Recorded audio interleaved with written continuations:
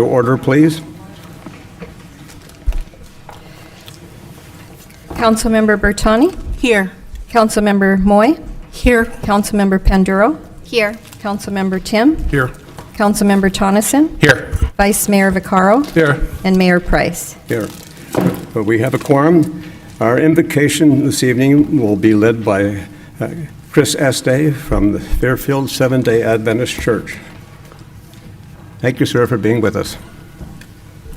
Do I just do, this is my first time here. Where do I talk? Right there. Okay. Okay, perfect. Can we bow our heads for prayer?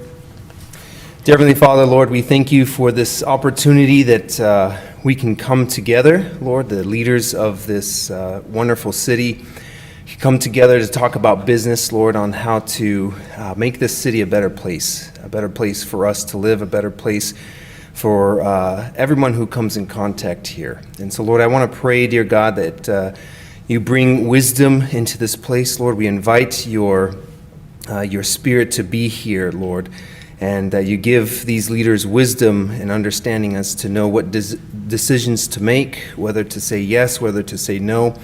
Whatever it is, Lord, that will be best for everyone here in the city. I just pray for all the leaders here, for all of us present, for all those who are on the agenda, Lord, that your wisdom may prevail and that your blessing will be upon this meeting. Give us protection, guide us, and lead us, Lord, we pray. In Jesus' name, amen. Amen. Thank you. Vice Mayor Vaccaro, would you lead us in the Pledge of Allegiance to our flag, please?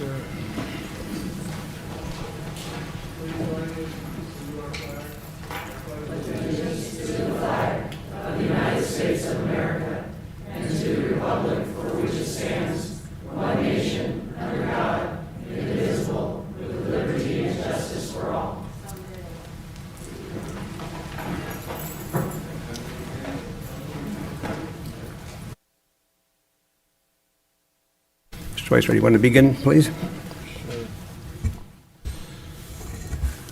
Well, first of all, welcome everybody. It's always great to see a full house here tonight. I just want to say I know our prayers go out to the victims in Sacramento over the weekend. The unnecessary gun violence that's going on in our country is just getting totally out of control. So I know it's tough for the families that are dealing with this. And the whole community of Sacramento. And, well, the whole country for that matter. After that, Mayor, I would just say, besides the fact that there's everybody here tonight, and I encourage everybody, that wants to speak, it would be great. But, this is sort of a trying time in our country right now, especially following up on what I just said about Sacramento. I think people need to take a really good look at what's going on, what's happening, the amount of violence that is occurring in our cities and even our small towns. So I think it's time where people just kind of have to pull together out there and really work together. And I know as a council, I would say to my colleagues, the same thing, that this is really a time in our country and in our city where it's time we stand together on things. So that's my report for tonight. Thank you, Mr. Mayor. Thank you. Councilwoman Bertani, please, your report. Thank you, Mr. Mayor. Thank you, everyone, for coming out this evening. Thank you for those watching from home. It's always a better meeting when this chamber, your chamber, is full. So thanks for coming out. I just want to make a few comments. Number one, about the Civic Mike survey on the Landscape Lighting and Maintenance District, or LLMD, matters that will be before the City Council in the May 3rd meeting. We want to make sure that we maximize community engagement. The city manager just told me that he and the city attorney have been working on some language for a flyer that's going to be hand-delivered by us Rolling Hills residents pretty soon. Is that right, Mr. City Manager? Yeah, there's a mailer that's going out to all of the addresses, as well as with the Rolling Hills Neighborhood Network. We've been having conversations on getting a flyer. Okay, so we're looking forward to that flyer.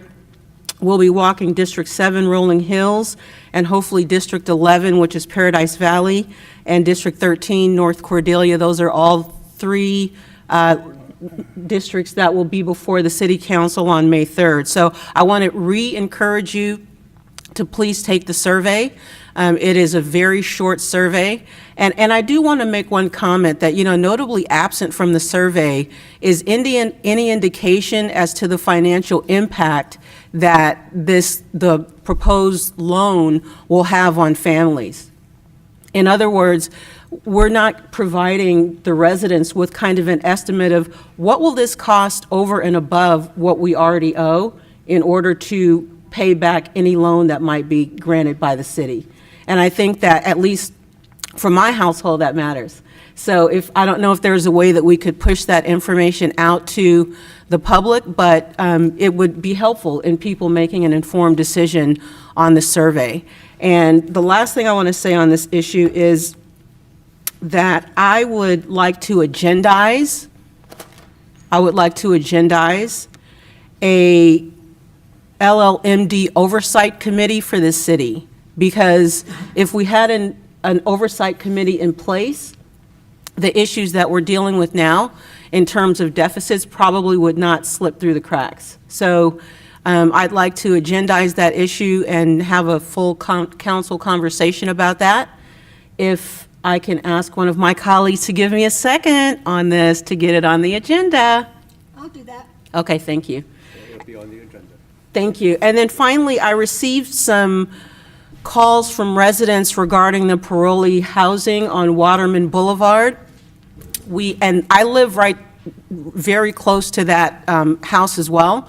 So Dan Marshall and Police Chief Cantrell have been extremely responsive to a set of questions that I issued to them regarding this matter.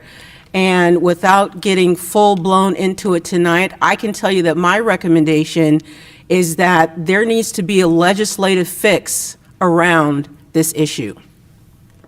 This needs to be taken to Sacramento by a solid group of residents, and hopefully this city council right there with you to make some changes that need to be made, because it seems like this issue is just on the line of being not okay. And that's just not good when you live in the neighborhood where it's just borderline almost not okay.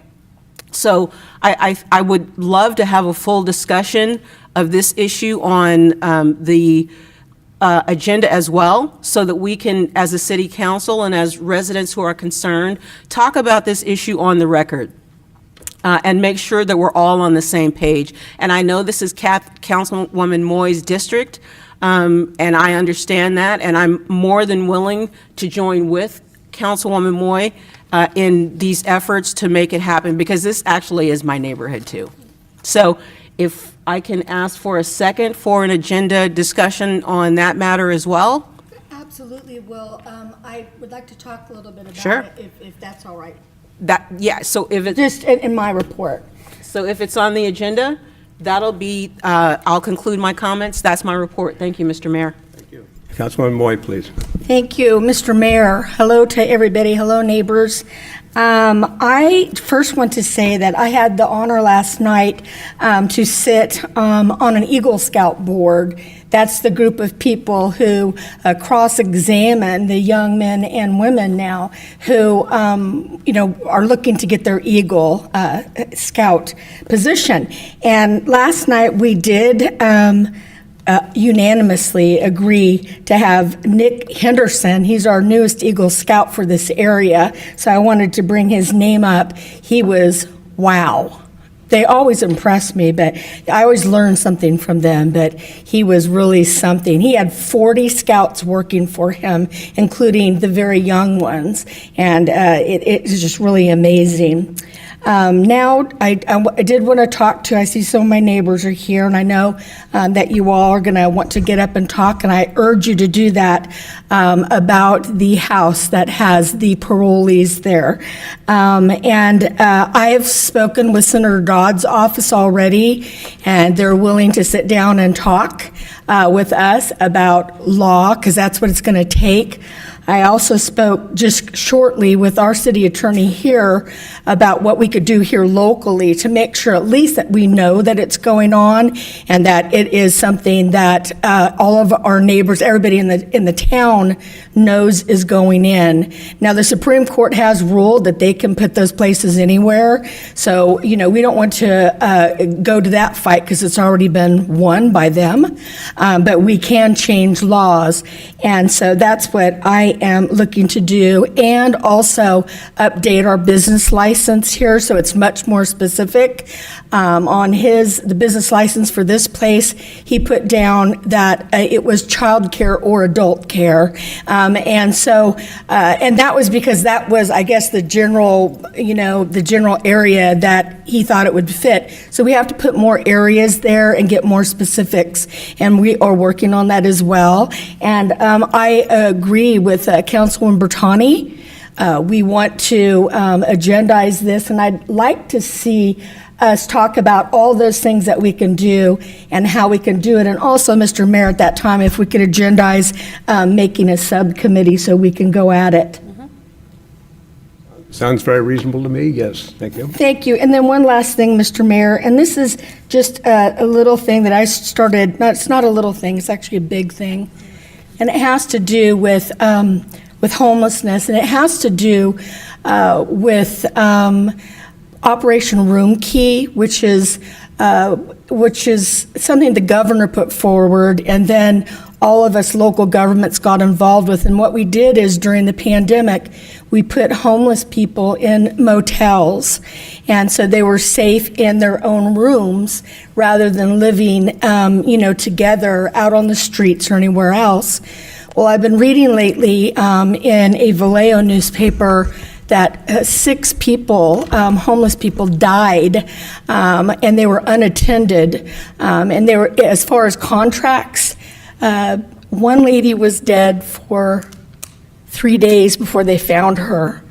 And the contractor was supposed to be checking on them every day. I started looking into Fairfield, and it appears we have the very same problem here. I'm just starting to break into that, but Mr. City Manager and City Attorney, I am going to be asking you to help me look into this more because it's a serious situation, and we want to make sure that our contracts that we have now are being well tended to, and that there isn't any kind of anything going on. And so I'll leave it at that, and I will look forward to working with you all about that, and we will return back and report on that to you. Thank you very much, Mr. Mayor. Thank you. Councilwoman Panduro, please, your report. Thank you, Mayor. Hi, everyone. So just 2 things that I want to just report on. A few weeks ago, 2 weeks ago, since the last meeting, I attended the Planning Commissioner Academy. So sorry. It's okay. My wedding anniversary today, so he probably wants to wish me Happy anniversary. I attended, so as a city, we're members of the League of California Cities, and they hold educational workshops throughout the year and conferences. And so the opportunity came up to attend the Planning Commissioner Academy. So I attended as well as 2 of our commissioners for a few days. And it was very educational, and I learned a lot. For me, I was attending because I felt it was the topic when planning commissioners talk about land use and zoning, it was an area that I felt I had a gap in. And so in order for me to be a more well-rounded leader and to better understand what goes on in a planning commissioner's role, I wanted to go and attend. And so I did. And it was very fruitful in that manner. But I also got to build a relationship with our planning commissioners, which is very important as we move our city forward. And so that was one thing. And the other thing I want to bring up is because Councilmember Scott Tonneson and I were the first to buy tickets from staff for the Barbecue Blues and Brews event. So I'm inviting the community to come out and join us on April 23rd in downtown. So it's a first ever event, and it's going to be great. And so hopefully we get to see you all there, and tickets are available on Facebook and on the website. So it should be a great day. Thank you. Thank you. Tim, please, your report. Yeah, thank you. Ladies and gentlemen, good evening. And it's it's scary but refreshing to hear that neighbors and residents are catching on that we as a council can't control everything in this city, and a lot of things are forced on us by the state, and it's easy to blame the state. But what's refreshing is that people are starting to wake up, and both councilwomen to my left, one talked about the home for the sex registrants, and then two was Operation Room Key. And a lot of those, I won't say are forced on us, but in essence they actually are. And unless and until people actually start paying attention to what we vote for or what we opine on that comes out of Sacramento, this will continue to happen. But it's actually uplifting, very much uplifting. And we won't quit on this, and I hope you don't quit on these subjects, because there's other subjects that you're perhaps not aware of. You don't know what you don't know. But ask, and we'll be more than happy to tell you. And it's not all bad. Some of them are good. But again, we're controlled by other forces, other legislative bodies. And then number two, on maybe a little bit of good news, I had the chance to attend an anniversary, the 80th anniversary of the 22nd Air Force, the Airlift Squadron at Travis on Friday. Both my late father-in-law and my dad are retired military. I was a military brat. And I think sometimes we forget what the men and women in uniform at Travis do. And it was a trip down memory lane. They brought back alumni from probably 30, 40 years ago, Mayor. It was, so you had the older generation, and then you had the new generation. And I'm looking at captains and majors that probably were 25, 27 years old, flying those big C-5s. I mean, but it made my heart warm, because they are our neighbors, they're our partners, they're a huge part of Fairfield. Please don't forget them, keep them in your prayers. We know what's going on across and overseas. It doesn't scare me, but it very much concerns me. But I just want the folks at Travis to know how much we care and how much we value their service to the country. Mayor, thank you very much, sir. Thank you. Mr. Vice Mayor, you had another quick comment you wanted to make? Oh, I'm sorry. I was going to, Scott, go ahead, please. That's fine. I'll be very brief. The striping for the downtown, you guys are, and I see some business owners here that work in the downtown. You're going to start seeing that striping come down. We are going to, and I've talked about this before, but we're going to we're going to remove the stoplights, and we're going to put stop signs in all the way through the downtown up to Pennsylvania Street. So when you see that striping, we're not moving any dirt yet, but we're going to add parking, we're going to add striping. It's going to be just 2 lanes. So we're trying to get more parking down there for the people that like to shop, because they do like to park in front of the place that they want to shop in. So when you see some activity down there, just heads up, that's what's going on. And that's all for me, Mayor. Thank you, Mr. Vice Mayor. Yeah, I didn't mention this earlier because I kind of got caught up in what happened in Sacramento, being that I had family and friends there and had to make a call at 7 o'clock in the morning to make sure that they were okay. But I think I was remiss a couple of weeks ago not to mention that I wanted to congratulate our new fire chief, Matt Lukenbach, for the great job he did at the awards. I know that was your first awards ceremony, and you just knocked it out. So congratulations, Chief. I just wanted to let you know that. We didn't forget about you. Some of us were there, so thanks. Thank you. And I should like to report very quickly that what is happening out at Travis Air Force Base affects all of us. And some really encouraging news, it's continuing news, is the fact that Colonel Nelson, who was the wing commander just before Colonel Simmons arrived, and Colonel Nelson is now going to be a general. And that's a big celebration, and it was delightful to get that message and also the invitation to participate in this pinning ceremony. Travis is known, as many of you already know, it's a place where you go if you're going to become a general, and that certainly continues now. And the other military observation I would make with you, mark your calendars for May 14th and 15th. That'll be the air show at Travis Air Force Base. And the Air Force can't pay for that, so we're trying to raise money to make that the kind of an event that it really should be. And for $250, you get your shirt, you get your name and the program, and it's going to be a really great celebration. So thank you very much. Mr. City Manager, please.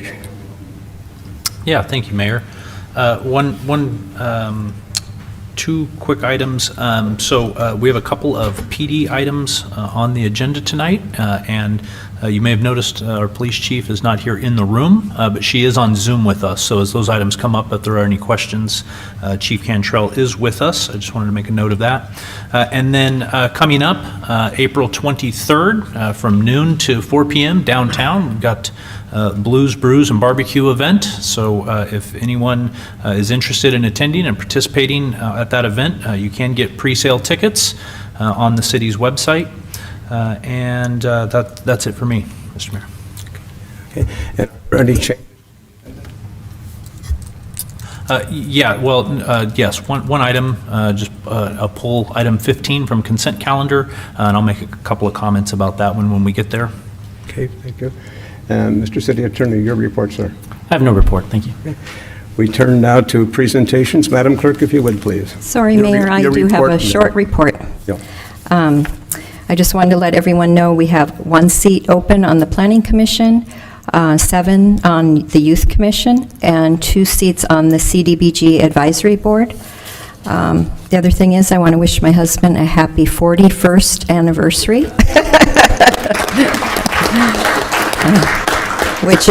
which is longer than some of you have been alive. And then I want to give a shout out to Randy Coons. He adopted Dixon Hill Road.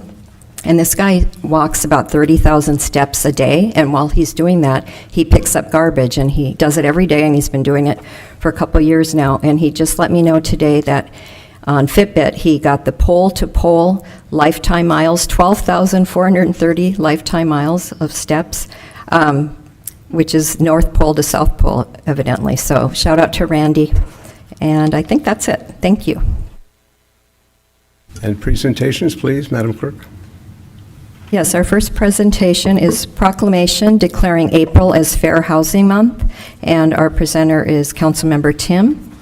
And I believe we have Adriana Ames on Zoom, and she is the Education Director from Fair Housing Advocates of Northern California. Thank you. Thank you. Thank you for saving me having to read that. It's small print. I'm pleased to be here. I've never apologized for being a housing proponent. I believe in housing. I think it's desperately needed, and to have the ability to read the proclamation, Mayor, thank you, sir. And I'd like to read, whereas the principle of fair housing is not only state and national law and policy, but a fundamental human concept and entitlement for all citizens, and whereas discrimination based on race, national origin, gender, disability, familial status, which means exclusion of minor children, religion, marital status, and sexual orientation is illegal in California. And whereas, as a community, we welcome all good neighbors, recognizing the contributions and richness tendered by a wide variety of young and old, male and female, people of all colors and ethnic backgrounds, religious traditions, and whereas interested parties from both the private and public sectors will participate in a city, state, and national effort to promote fair housing.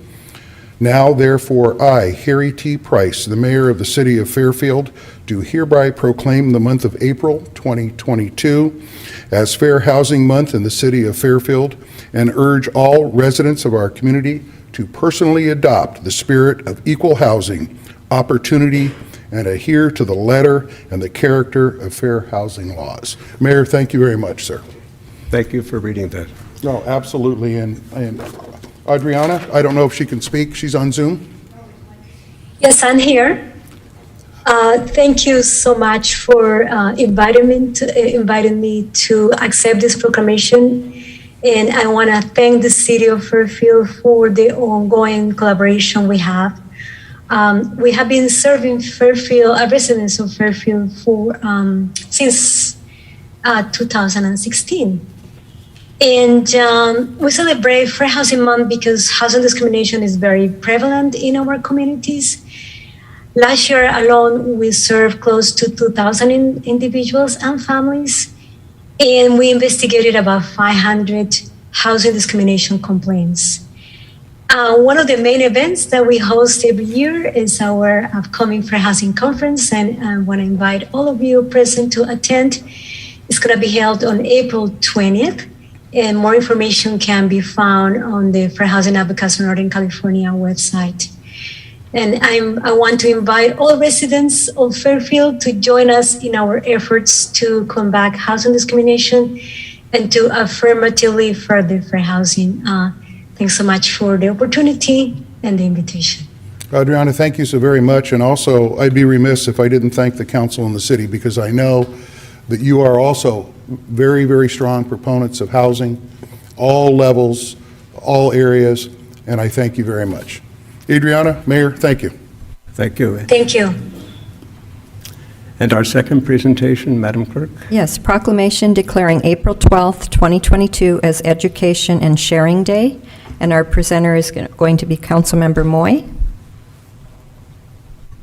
Hi, Rabbi and family. Could you come up, please?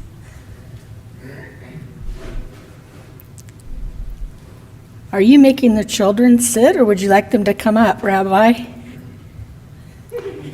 There you go. I don't mean to embarrass you. Yes, I do. Okay. All right. So Rabbi contacted me and about Education and Sharing Day, which I was not aware of until the Rabbi brought it to my attention. He's going to give a little presentation after this, but first I'd like to go ahead and read the proclamation from Mayor Price. This is a proclamation for Education and Sharing Day on April 12th, 2022. Whereas quality education is one of the significant foundations for the continuing success of our state, our country, and our society at large.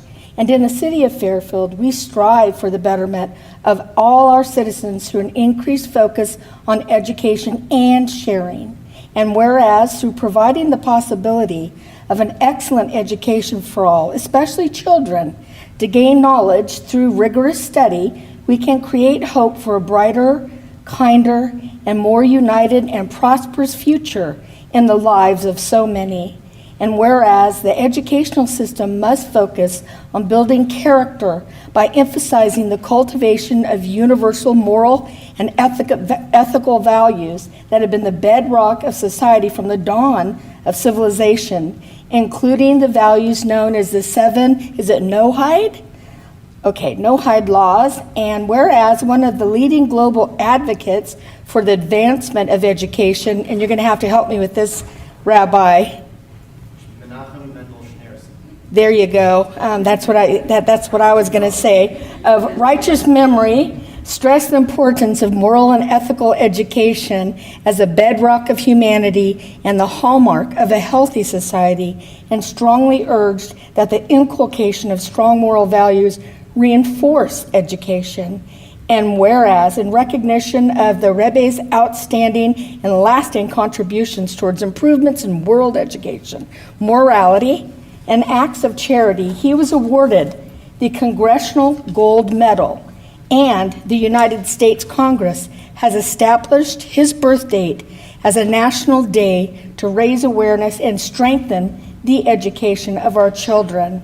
And whereas April 12th, 2022 will mark 120 years since the Rebbe's birth, and the date will be celebrated across these United States and around the globe in tribute to the Rebbe's vision, guidance, and leadership. And whereas for more than 40 years, the President of the United States has recognized and honored the Rebbe's vision each year on that day by proclaiming it Education and Sharing Day, USA. Whereas we presently battle a global pandemic that has disrupted traditional models of education across our nation, while concurrently motivating a focus on vital core values we wish to impart to children and adults beyond academic achievement. And whereas we can nurture the unity of diverse peoples by encouraging increased acts of goodness and kindness, imbued with an awareness that even a single positive action of an individual can make a significant impact in this world. Now, therefore, I, Harry T. Price, Mayor of Fairfield, do hereby proclaim Tuesday, April 12th, 2022, to be Education and Sharing Day in the city of Fairfield, and call upon government officials, educators, volunteers, and citizens to reach out to those within your communities and work to create a better, brighter, and more hopeful future for all. And this is for you, Rabbi. Thank you.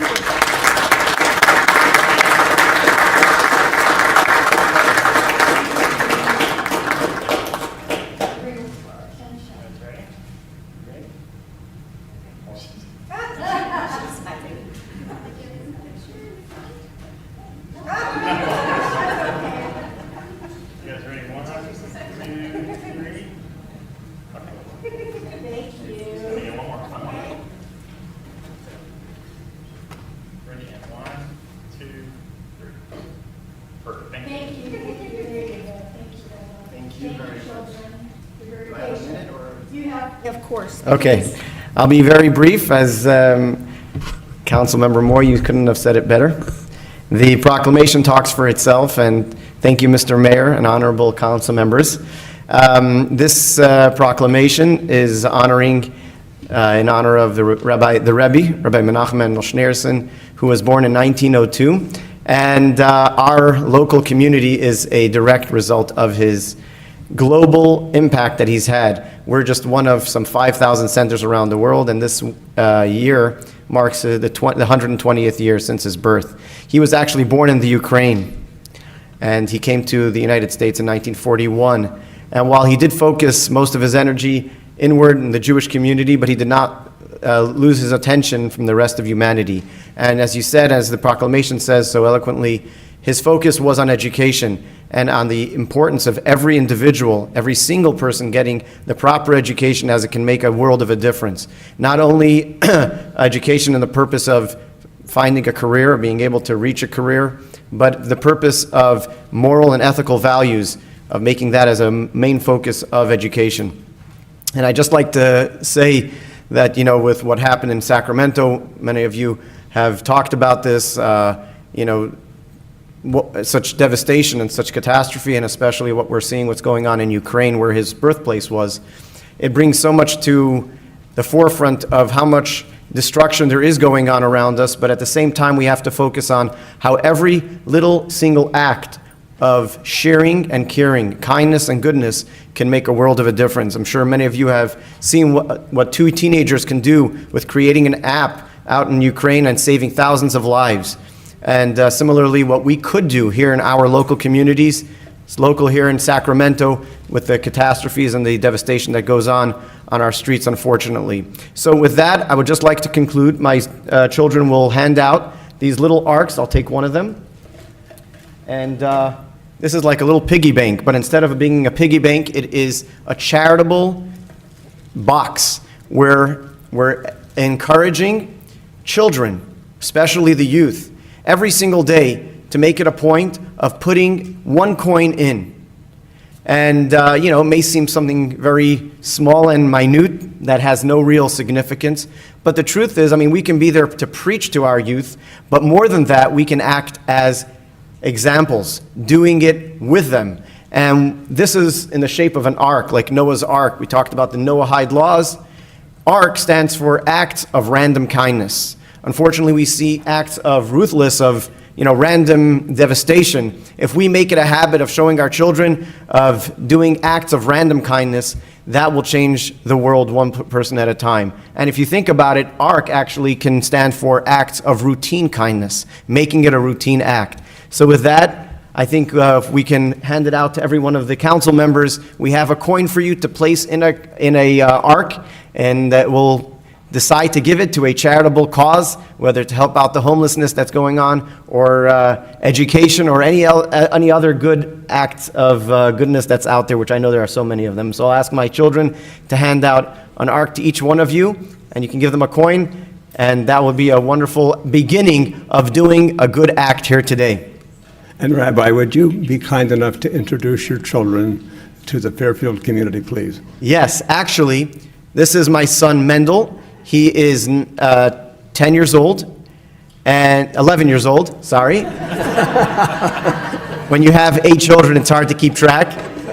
He actually just won on Sunday. He won the National Gold Trophy, a competition of the Chidon HaMitzvot, competing with over 6,000 other young children in his studies. And right next to him is his younger brother, Yosef, who is 7 years old. He's actually turning 8 on April 14th. And if I can just say, this week is his birthday, but if I can just say that when Yosef was being born, he was breached, and there was some complications in his birth. And right before my wife went into labor, she asked everybody in the room, including the doctors and nurses, to give 1 coin into the charity box in his merit. And miraculously, when after hours and hours of not being able to deliver, after that one act of kindness, of goodness that everyone in the room, in the operating room that she had been wheeled into already, had given the coin to charity, he came out natural birth. And my wife went on to have another 4 children after that. So he's number 4 in our family. He's in the middle, but he is an example of the miracles that can happen with one simple act of kindness. And I just want to finish off, this little young girl, whenever she sees a coin, she says, I want a charity box, I want a charity box. She sees coins as a sign of giving, of something, what good can be done. We all say that, money is the source of all evil. Actually, money is the source of all good that can be done. So thank you, honorable council members. Thank you, Mr. Price, Mayor, Mr. Mayor, and thank you all for joining in the special day next week, April 12th, as a day of focusing on highlighting the importance of education, proper moral and ethical education, and kindness and sharing. Thank you.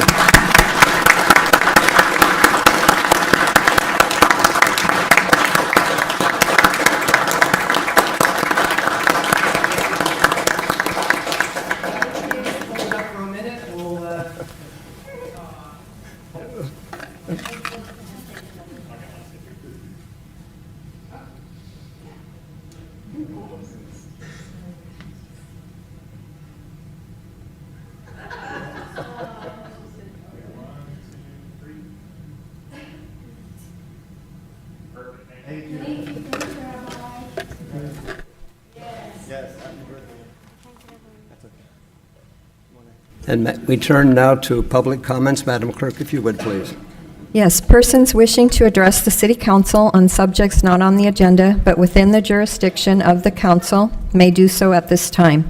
The council cannot discuss or take action on matters not on the agenda for this meeting, but council members may briefly respond to statements made or questions raised by the public, ask for clarification from staff, refer the matter to staff, request staff to report back to the council at a subsequent meeting, or place the matter on a future agenda. To speak on an agenda item, if you're on Zoom, please use the raise your hand feature or press *9 on your phone. Speakers are limited to 3 minutes per item. And I have 4 speakers for public comment. I have one, Deanna Deckard. It wasn't indicated what agenda item. You wanted to? She's public comment. Okay, thank you. So our first speaker will be Jeff Traeger, to be followed by Jeremy Farrell.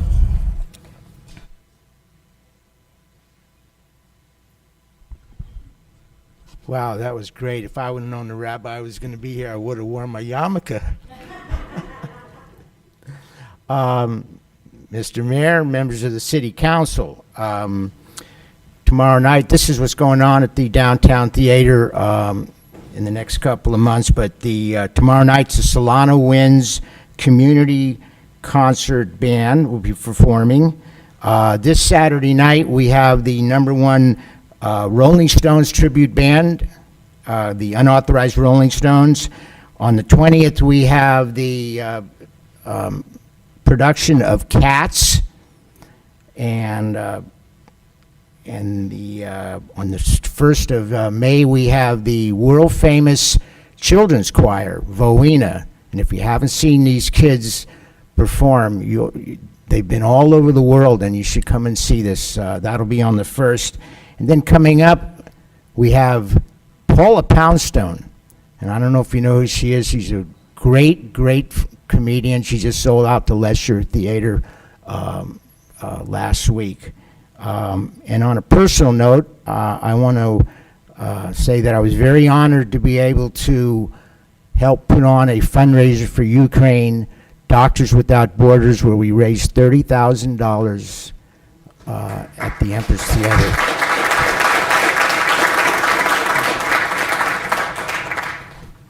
Thank you, Jeffrey. And our next speaker is Jeremy Farrell, to be followed by Cam Holzendorf. Thank you. I'll be quick too. So our Food Max store in North Texas closed down, and I got the last 5 coupons for the West Texas store. I want to give really quick. I'm just gonna. Oh yeah. Well, this could be for the whole city. I don't know. It expires in 4 days. So this is just something that I figured the last ones would go to the council, and that's it. The Easter Bunny came That was early. Thank nice. you. Thank you very much. Our next speaker is Cam Holzendorf, to be followed by Carol Hummel.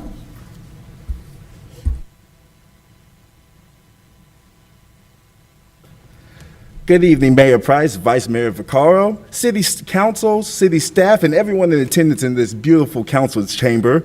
My name is Cam with a K, Holzendorf, and thank you for listening.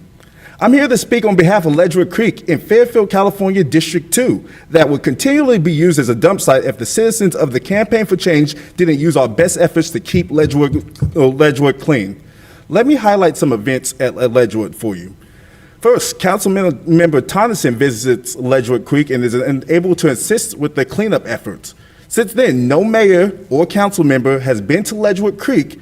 We've had so many cleanups, and you have not even attempted to come see the real problem for yourself. Another one, new padlocks and locks ended up on the gates at Ledgewood Creek. I asked for updated keys so that I can clean more effectively. No response.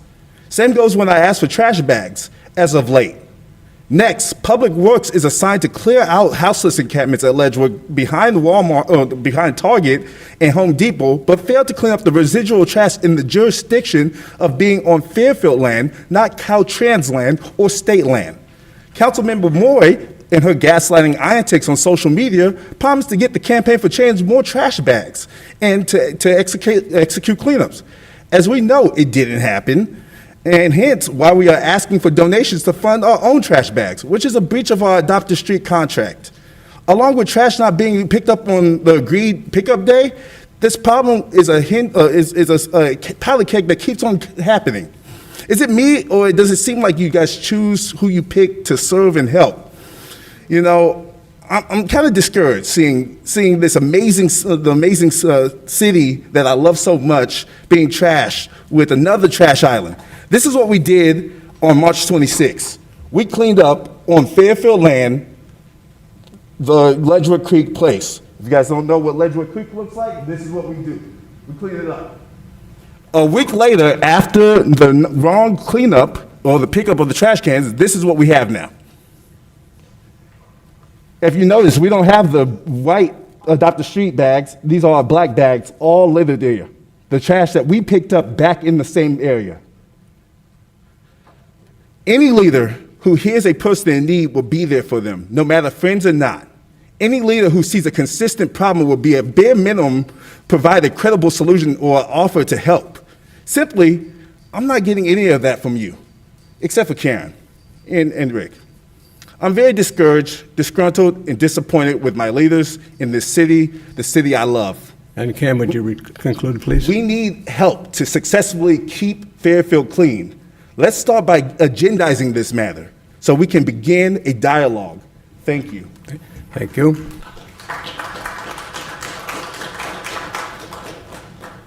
Our next speaker is Carol Hummel. Did I pronounce that correctly? My husband thinks so. Oh.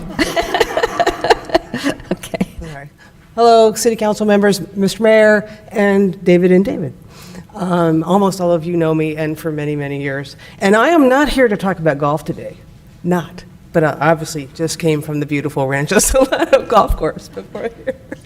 But I just want to say a couple things about the Landscape Management District and thank Councilmember Bertani for, her motions, because I fully support them.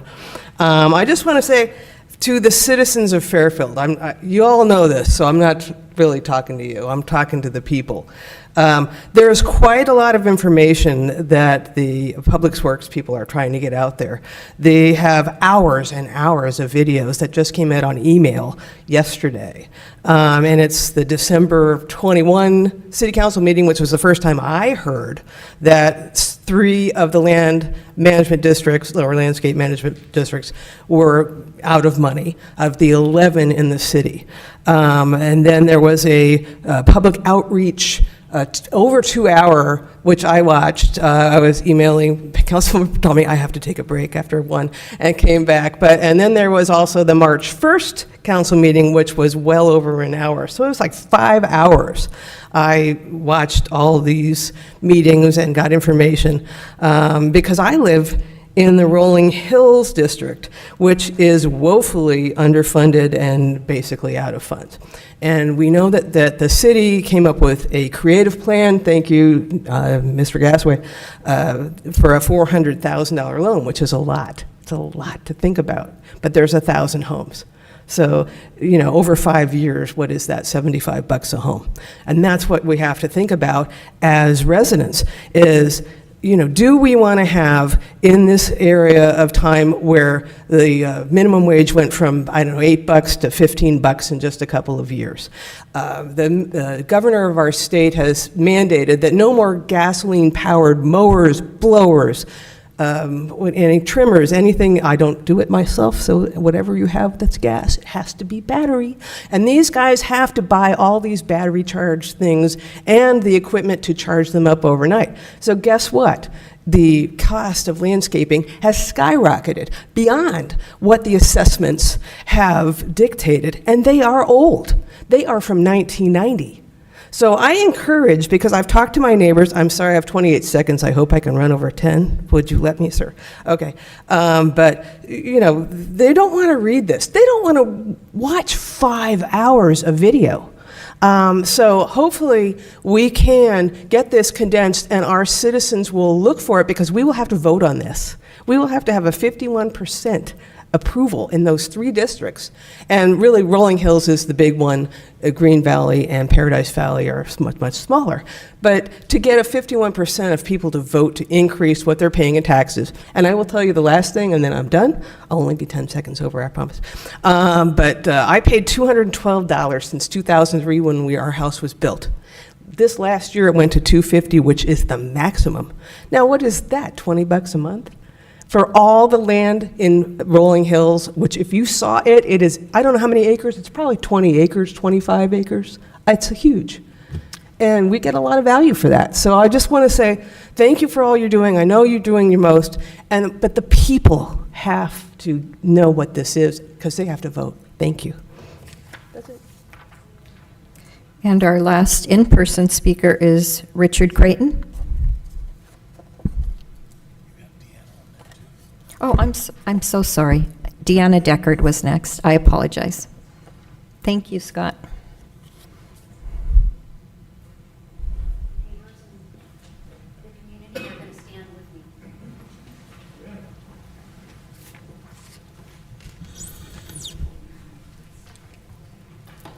Before I start, I just want to say thank you for your focus already on this issue.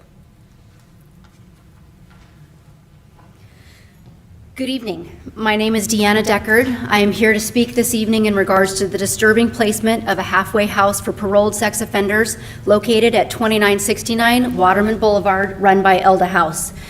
My husband Dan and I live in Fairfield. We care deeply about our town, the safety of our neighborhoods, and the future of Fairfield. I attended the community meeting on March 16th and understand the state licensing of the house. I'm not here to debate the state legality of the use of the house. I'm here to implore you, our city leaders, to get involved and consider local legal means to remove the use of this house from our community. The debate is not to rehab or not to rehab. The issue is location. 2969 Waterman Boulevard is on a major walk route of hundreds of children and backs to the open space of Spyglass Hill. The home is currently occupied by 5 paroled and registered sex offenders who are intended to rehab back into society, and then the home will house up to 6 more. These sex offenders have been placed in the middle of temptation, same as someone on a diet, thinking that they can lose weight by still eating at the country buffet. The safety of our children is at stake in this issue. It was stated in the community meeting that the paroled residents are all ankle monitored by Fairfield PD and that they are allowed to leave the house to go direct to work and back, though direct to work and back can be a circuitous route through the surrounding neighborhoods. I later asked parole the question, if a house resident wants to take a walk up Spyglass Hill, is this within their geo-tracking area? The chilling answer was yes. I can tell you that if your backyard back to the beautiful open space of Spyglass Hill, your hair would stand on end with this information. Swimming pools, swing sets, trampolines, and children playing in their backyards. Before you rebut with, well, a sex offender could be walking Spyglass at any time, let me remind you that we are not talking about the placement of 1, we're talking about 6, and 6, and 6 more, and 6 more. Location, location, location, and 2969 Waterman Boulevard is not it. Let's talk local Fairfield business license. Here's where there's opportunity for immediate reevaluation and change. In 2017, I opened a real estate brokerage downtown Fairfield on Texas Street. Would you believe I was almost denied approval of my business license due to the heart of Fairfield zoning? I was not the right type of business. My office did not fit the parameters. And yet, a business license was approved for Elda House to run a child sex offender halfway house in the middle of a smorgasbord of children. We need to change the parameters. The City of Fairfield Municipal Code Section 10B states how licensing is approved, denied, or revoked based on local ordinances, rules, and regulations. Let's change the rules and ordinances to include walk patterns of children going to and from school when approving or denying the business license of a sex offender halfway house. It is my hope that you, our community leaders, will not dismiss the gravity of this issue and will step up to be a part of the solution. Thank you. Very much.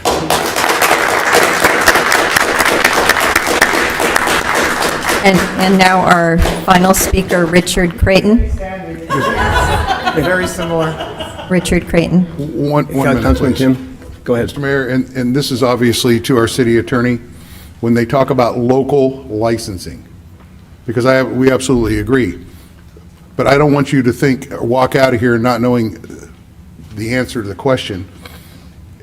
Are we allowed to change our business license conditions to prohibit something mandated by the state? So, just in your opinion. So to be more specific, and I was going to ask if the council, because of the number of people here, I'm happy, it's not usual for the city attorney, but staff does have the ability on public comment to go address concerns raised by members of the public. Council cannot take action because it's not agendized, but staff can do follow-up based on concerns of staff, and I'm happy to go outside and talk to the folks given the number of people. The direct answer to your question is there is a California Supreme Court case from 2006 that specifically prohibits, I'm sorry, from 2015, that specifically prohibits restricting the residence of registered sex offenders based on the locations of schools or churches or where children are located. This is the law. I think the council, everyone would say that we are not here to debate whether the Supreme Court is right or wrong, but the Supreme Court has decided the issue. I'm happy to go outside and give them more details about it, give them the case so that they can go read it for themselves, so that they can then decide how to best advocate with local and regional leaders about what is allowed under the law. So if the council would like me to do that, I'm happy to go out and talk to these folks afterwards, just to give them information. I'm not here to debate what the law is or isn't, but I'm happy to share that information with them after public comment is over. Well, and council's already requested that we agendize this, so we'll bring this to a future meeting so that we can have a robust discussion, not to cut you off, sorry, so that we can have a robust conversation and give staff a little bit of time to do some legwork so that we can come prepared with answers to some of these questions. Mr. City Manager, when do you expect that to be on our agenda? Well, I mean, we can shoot for the 19th. but that's awful quick, right? I mean, that's 2 weeks from now, which means we could agendize it, but we would not necessarily be able to put out comprehensive staff report. Sure. Preferably, it would be May 3rd as the opportunity to come back and discuss that. Yeah, I appreciate that. And, citizens here, I'm willing to come meet with you again. It is my district. I do, represent the entire city still, but this is my district. And I know I've spoken with some of you and emailed with you all. I'm not messing around here either. And I'm glad you'll be with me. Councilman Tim again, please. Yes, just real briefly, Mr. Lim, I appreciate, and I would like you to speak with them because it at least gives them information so that you two are our eyes and ears, because this is going to be a long, protracted fight, and if you're in it, we're in it, obviously. And when you come up against Supreme Court decisions, but this is something I think that, like I said, it was uplifting to see citizens have finally started to take a stand. And if he can give you the information, albeit briefly, then the city can actually study it back to a staff study. But it'll take weeks. But Mr. Lim, if you could, just give them the basic information so you know what we're dealing with. And you as a group can also figure out what you want to do. And don't give up. Don't give up, because there's power in numbers. So, Mr. Lim, thank you for volunteering that. And I assume it's okay with the, well, yeah, it's okay. If it's okay with you, all of you, it's okay with me. Sure. So after public comment, I will go outside so as to not disrupt the meeting, and I'll talk to whoever would like to chat. And like I said, just to give information, I'm not going to debate the issue, but I'll give them information. Thank you very much. Thank you to you. Okay. Councilwoman Bertani, do you have a comment, please? I do. Just really quickly, I agree that the city attorney should speak with the residents who are here now, and residents realize that your conversation with the city attorney today could very well inform the city council's discussion of the issues when it comes before the city council. So I'm not saying let him have it, but let him have it. I mean, the good stuff. Really give him, I know that many of you have done your research on this issue, so let's get down to it. So, that your conversation tonight with the residents will inform our discussion when it comes on the agenda before the city council for consideration. And thank you. Yeah, and thank you. And just to make it clear for anybody who's watching online, the information I'm going to share today is going to be just a snippet of the report I'll prepare for council. Since you've given us direction that you want to hear more on the issue, there will be a more robust presentation to the whole council that the rest of the public will be able to see. So I don't want anyone to think that any information I'm sharing today, this is their only chance to get it. Thank you. Well, thank you. Okay, and let's hear from Richard now. Sorry. No, I love the discussion. Thank you. Barons, go ahead, please. This is great. This is very important to me. So I appreciate the dialogue that's happening around it. My name is Richard Creighton. I'm fairly new to Fairfield. I moved here 4 years ago. I live on Vista Grande, right where it meets Waterman, so I'm literally across the street from this home. I moved here to take a job working for an X-ray company. I currently manage a team of engineers making X-ray tubes. And my wife and I have 2 young boys. We have a 2-year-old and a 7-year-old. Their rooms coincidentally look directly out on the home. They have big windows and they can see directly at my house, at my boys' windows. We made the choice to move here because I pretty much overlaid the affordability map with the crime map, and it was a wonderful, safe place to live. I've loved it here. My wife and I have worked really hard for the last few weeks to try to take some actions to help rectify this situation. My 7-year-old saw us working and said that, Dad, what are you doing? So we explained it the best we could on the level of what's appropriate for a 7-year-old. And he said, Dad, why would they let people like that live here when there are so many kids around? And I said, that's why Mommy and Daddy are working so hard. I learned in my research that when a sex offender is living in a community, the risk of a repeat offense declines after a couple years. I learned this on Megan's Law website. And I think one of the problems with this home is that as a revolving door of new residents coming in, that risk will never recede. It will continue. In my industry, it's a common statement that's made, particularly after an engineer becomes quite good at his trade, that just because you can do something doesn't mean you should. And I think that's particularly applicable here, as just because the state says that it can be done, I think we all know that this is not right and this should not be done. I plead with you to help me protect my family so I don't have to move. And also so that those who cannot move in this community have their kids protected as well.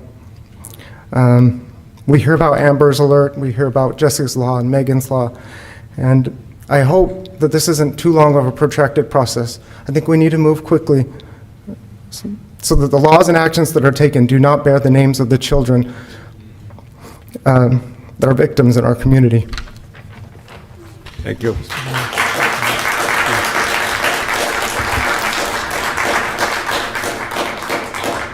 And I do Tim, not please. have any hands raised on Zoom. Vice Mayor Tim, please. Then we'll come back to speakers. That's me. Yeah. I'm sorry. Vaccaro.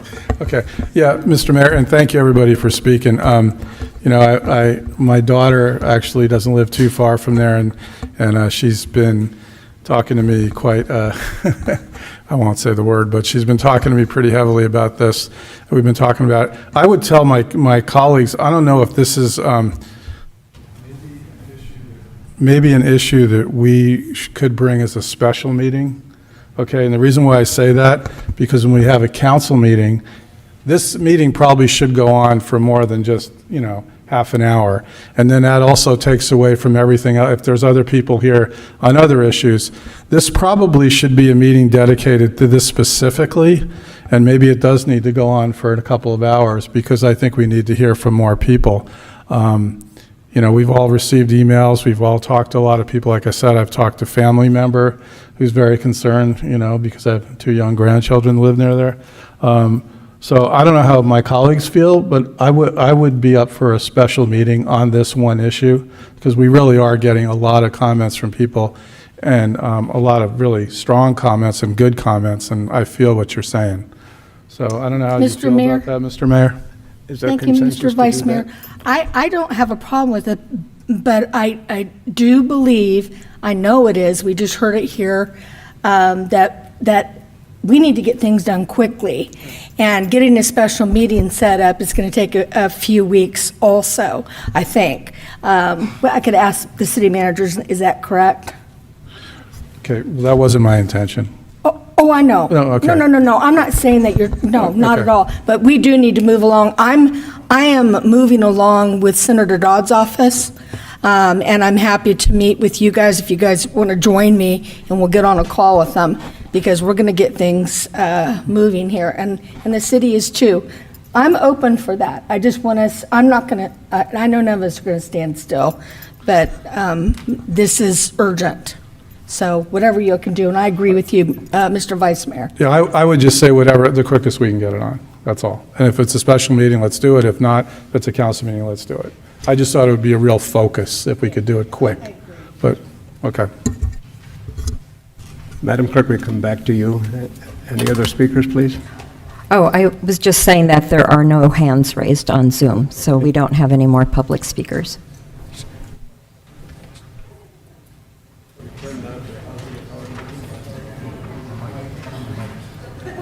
We turn now to Housing Authority. Madam Clerk, if you would, please. Okay, I'll We'll just take a wait. slate- I'll wait a slate couple pause. minutes.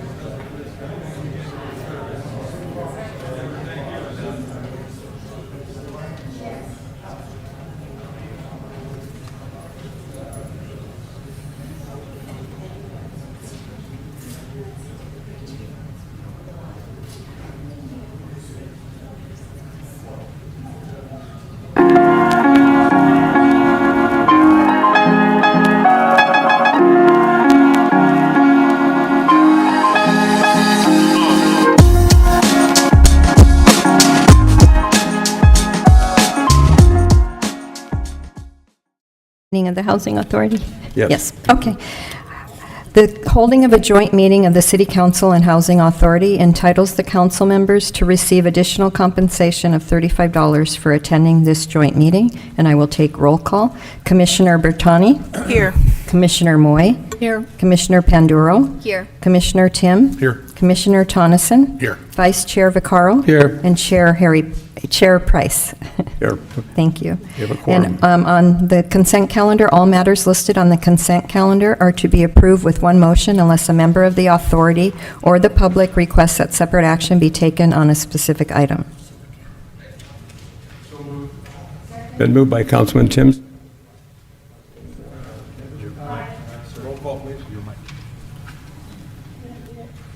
Roll call, please. Okay. Commissioner Bertani? Yes. Commissioner Moy? Yes. Commissioner Panduro? Yes. Commissioner Tim? Yes. Commissioner Tonneson? Aye. Vice Chair Vaccaro? Yes. And Chairman Price. Yes. Motion carries unanimously. Thank you very much. Okay, and our next item is Housing Authority Public Hearing. Public hearing and resolution HA 2022-04 of the Fairfield Housing Authority, approving the Fairfield Housing Authority's Public Housing Agency Annual Plan for fiscal year 2022 to 2023. And our presenter is Tanya Tran, our Housing Division Manager. It's Good to have you evening. with us again this evening. Sorry. Thank you. Good evening, Commissioners. Actually, I'm LaTanya Taronis. Tanya Tran is our new housing manager. She just got back from leave today, so. Oh, I'm sorry, her name was on the agenda. Yes. I apologize. Yes. So I'm LaTanya Taronis. I'm a senior management analyst in the Housing Division. I am here requesting to hold a public hearing and approve, for you to approve Resolution 2022-04 of the Fairfield Housing Authority to approve the fiscal year 2022-23 annual PHA plan. The annual plan is a comprehensive guide to public housing agenda, policies, programs, operations, and strategies for meeting local housing needs and goals. In October 2021, the Housing Authority brought forward the 5-year plan to identify the Housing Authority goals for the current 5-year period. The annual plan informs HUD of the progress that the Housing Authority is making towards those established goals. The annual plan informs HUD and the residents of the FHA's mission for serving the needs of low-income families. The plan is a template that HUD allows us to that HUD has created and allows us to fill in for the Housing Authority. And because we just have housing choice vouchers, we don't have any other type of programs under the Housing Authority. We just do the simple template, which I believe you all have received a copy of. And we submit that item to HUD on an annual basis. The plan highlights that the FHA is authorized 887 vouchers to assist low-income families throughout the year. It also addresses the FHA's plan to encourage the deconcentration of poverty. The fiscal year 22 annual PHA plan highlights the city's goals towards furthering fair housing. And submission of the PHA plan has no impact on the general fund, but it does allow HUD to assess the Housing Authority's progress towards meeting those goals. And then it also is a requirement in order for us to continue to receive funding on an annual basis. Thank you.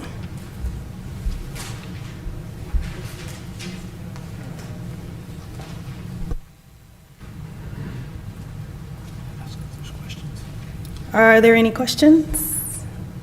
Any comments or questions? Seeing none, I will open the public hearing. Yes. And do we have any requests to speak? I do not have any requests to speak. Seeing, okay. None? Entertain a motion then to approve. We'll close the public hearing. It's been moved by the Vice Mayor, seconded by Councilman Bertani. All in favor? Aye. Opposed? Motion carries unanimously. Thank you very much. And now on to the regular consent calendar. All matters listed on the consent calendar are to be approved with one motion unless a member of the City Council or the public requests that separate action be taken on a specific item. Well, real quick, item 15. Item 15 we have to talk about. Real quick, and in consultation with the city attorney, Under item 15, it identifies city-sponsored special events under Chapter 12A of the Municipal Code. In the list that was identified as Exhibit A in your agenda packet, we missed one event, and so the Fairfield Fusion Festival, which is in September, was not identified in there, and so under your motion, if you were to give direction to add that event under that exhibit, then we will modify that in the final executed copy of the resolution. Mr. Mayor? Yes. Councilman Tonneson, please. Didn't we cancel the Tomato Festival and we're adding the Fusion? That is correct. So we have the Tomato Festival in here? So Tomato Festival is under the ordinance. So Tomato Festival and I think 5 other events that are all identified in your staff report are actually specifically designated under Chapter 12A.4 of the Municipal Code. And under that section of the Municipal Code, or under Chapter 12A of the Municipal Code, it allows the City Council then to designate additional events via resolution. So that was a modification we brought to you last year in 2021 and has now been codified. So this resolution was our attempt to identify all of the special events that would be subject to this chapter of the Municipal Code for this calendar year 2022 to add those as city-sponsored events for this year. Councilman Bertani, please. When did we cancel the Tomato Festival? We're modifying the Tomato Festival? But I just heard someone say that we canceled the Tomato Festival. When did that happen, and did that come before the City Council for consideration at all? Well, we've had conversations. I've talked to you one-on-one about that. Not about canceling the Tomato Festival. You have not talked to me about that. And I'm just saying, it's just kind of caught me off guard, but the Tomato Festival, we've branded around that event for decades. And people come from all over the Bay Area, not just from Fairfield, all over the Bay Area to the Tomato Festival. They know what that term means. I mean, I'm not saying don't have another festival of fusion, and that's a whole nother brand. I'm not saying not do that, but I mean, before we take this beloved event away from our residents who love that event, we've almost perfected it. Before we take that away from the residents of Fairfield, doesn't that at least deserve council consideration? I cannot understand how that can happen without this body being informed and having an opportunity to weigh in on whether we cancel an event that we've had for decades and that people love. This is totally out of the blue for me, so. Councilman Tim, please. Yeah, thank you. I remember having discussions, but I think we're talking two separate things because our vote tonight won't make the Tomato Festival go away. We can still have the further conversations, correct? Yes, and if you would like, we can bring this item back on April 19th. We'll put it under new business, and we'd be happy to present some information about the modification of Tomato Festival to Fusion Festival as a celebration of Fairfield's diversity, and we'll take direction from City Council at that time. Okay, but I also, which is obviously a good idea to take care of Ms. Bertani's concerns, but we also left out another one, and I think you saw the email from Special Care Services, correct? You saw that? That one would not be subject to Section 12A of the Municipal Code. So I had some correspondence back and forth with Ms. Davis about this, and we got that clarified. So then we don't need an addendum to this. She knows, we all know that her email has clarified that we're not going to charge for that because she wouldn't need the permit, correct?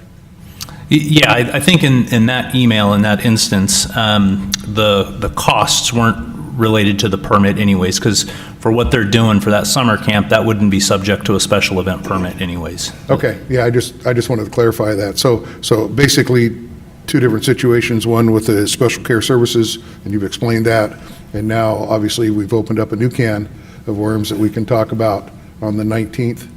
Yeah, we'd be happy to bring it back at that point. All right.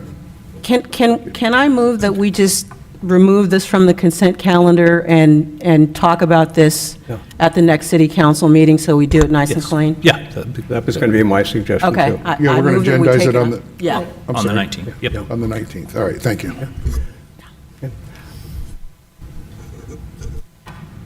Motion to approve the consent calendar.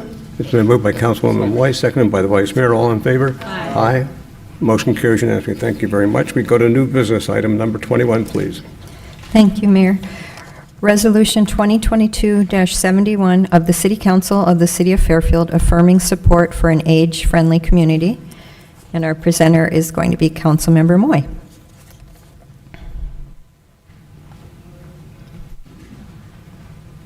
She will read the resolution. Thank you. I'm having Supervisor Monica Brown come up. She brought this to my attention and asked that we vote on this. And so the mayor graciously put it on the agenda for us. So I'm going to go ahead and read this, and I know the county has already done this. Is that correct? Yeah, we're going to be doing that in May. Oh, 'Cause okay. May is Otis, come on. Older Americans, yeah. Oh, I should know that. Okay. Yeah, me too, Yeah. but I'm just still working on it. But I wanted to have you up here because this was your Yeah, baby. yeah, thank you. And so I'm going to go ahead and read this. This is a resolution of the City Council of the City of Fairfield affirming support for an age-friendly community. Whereas the City of Fairfield recognizes the increasing growth of the aging population and is committed to providing access to needed services and opportunities for residents of all ages to participate in community life. And whereas active aging is a lifelong process whereby an age-friendly community is intended to be friendly for all ages. And whereas the City of Fairfield desires all community residents, including older persons and persons with disabilities, to participate in and contribute to the social and economic fabric of the community. And whereas the City of Fairfield strives to equitably serve residents of all ages, ability levels, incomes, races, ethnicities, and other backgrounds. And whereas the City of Fairfield recognizes there are numerous social and economic benefits to building a community that is inclusive and meets the changing needs of residents as they age. And whereas the City of Fairfield acknowledges and fully meets the aging population where they are while building the path to inclusiveness. And whereas the City of Fairfield recognizes the growing number of states and municipalities, including the state of California, which have joined efforts to become more intentionally inclusive to older adults. The section 1, we're going to go ahead and vote on this. Is that right, Mr. Mayor? Okay, so that's what we're voting on. And there we go. You want to call the vote? Any comments or questions, colleagues? Seeing none, we'll entertain a motion then to approve. It's been moved by the Vice Mayor, seconded by Councilwoman Bertani. All in favor? Aye. Opposed? Motion carries unanimously. Thank you very much. Oh, yes, Monica would like to speak here for a second on If I this. may, sorry. Yes, thank you. Yeah, Monica. no problem, thank you. So I serve on the Area Agency on Aging, and we took care of the issue with the nonprofit, and we're doing very well now. There is no waiting list for Meals on Wheels, so if you qualify, let us know. There is no waiting list. We have money that we've put there. So what we're working on is doing this resolution here. Rio Vista's doing it tonight. We're doing it in other cities, so that when we bring the resolution to the county, I can state that we have all of the cities and to talk about this, because there's 8 domains. We're working on it with the state, et cetera, et cetera. So more than you wanted to know tonight after everything else that's happened. So I want to thank you very much. It doesn't cost you anything to do this. It just means we're all going to work together when we look at building, whatever it is that we're going to build, that you're close to transportation, that you have a home that you can age into, that you are close to a variety of ages, close to going to the grocery store, walking, all the things that we've been talking about. but now we're putting a name to it. So I'm excited where we're going with it, and it's one of many. I also serve on mental health. I serve on in-home support services. So I think, the best ones to be on for the Board of Supervisors.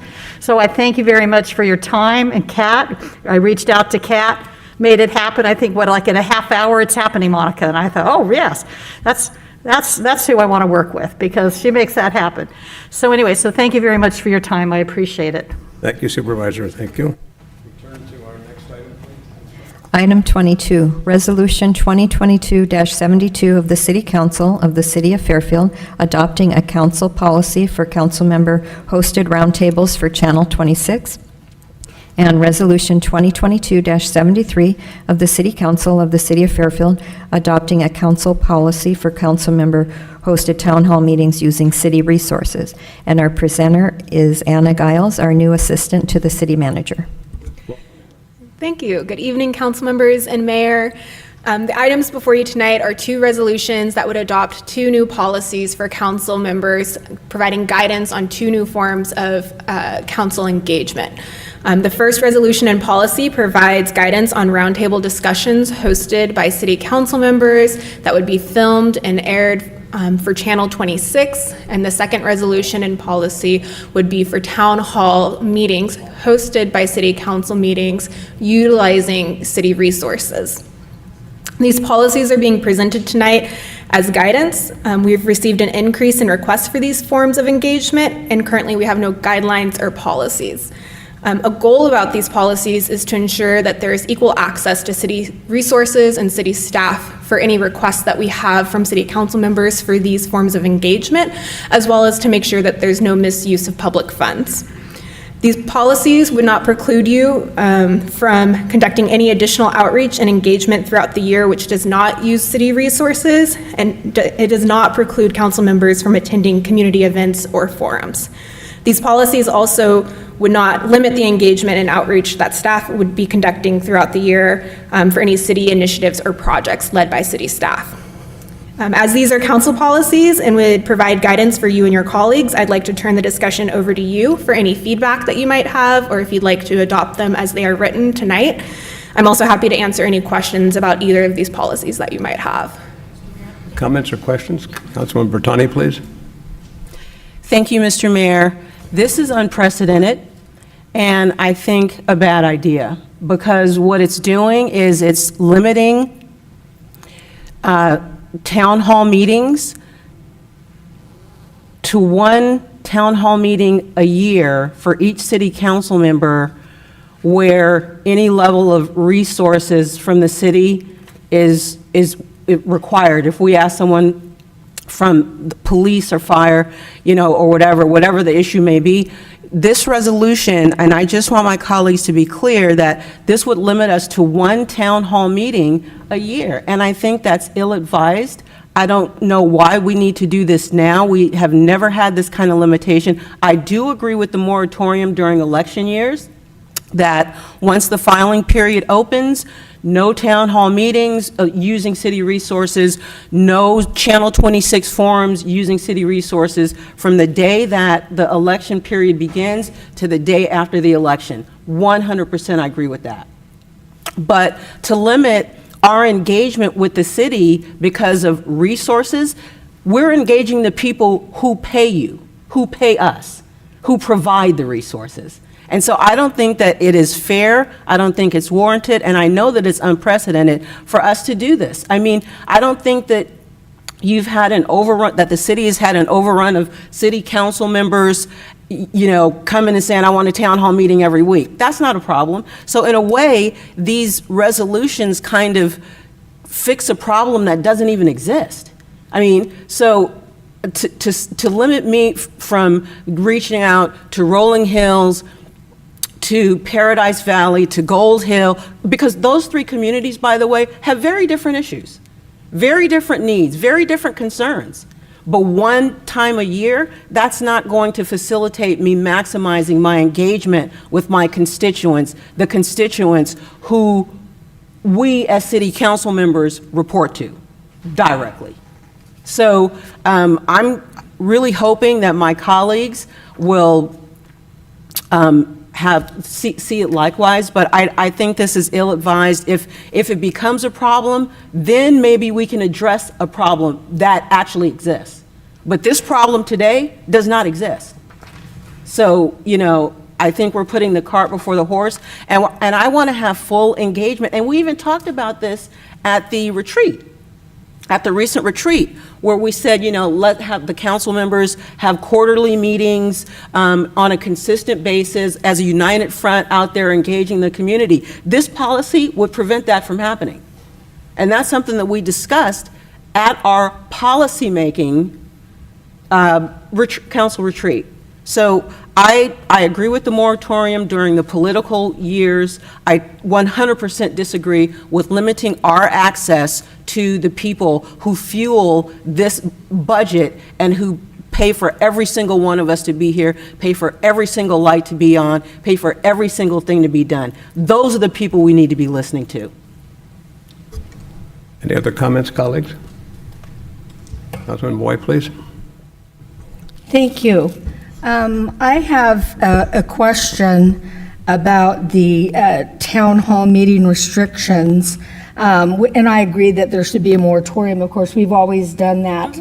It's just been, that's what we do, that it's okay to have it down in black and white. What my question is, it says there will be a moratorium on all city-supported town hall meetings hosted by council members during an election year. Well, do we mean for city elections, or do we mean, like, for instance, Chuck's running for supervisor? Is he allowed to have town hall meetings now, since that, he's put his name in for that? I'm not saying that he wants to, I'm just saying for instance.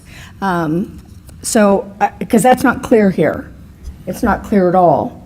So we can make that clarification. I think what would be fair is if the same rules apply in terms of whenever that filing period opens, then that moratorium kicks in for. So if we're running for, like if I were running for state senate, let's say, and I'm running now, then I'm not going to have town hall meetings, right? Correct. So that needs to be clarified here, because it's not distinct enough, I think.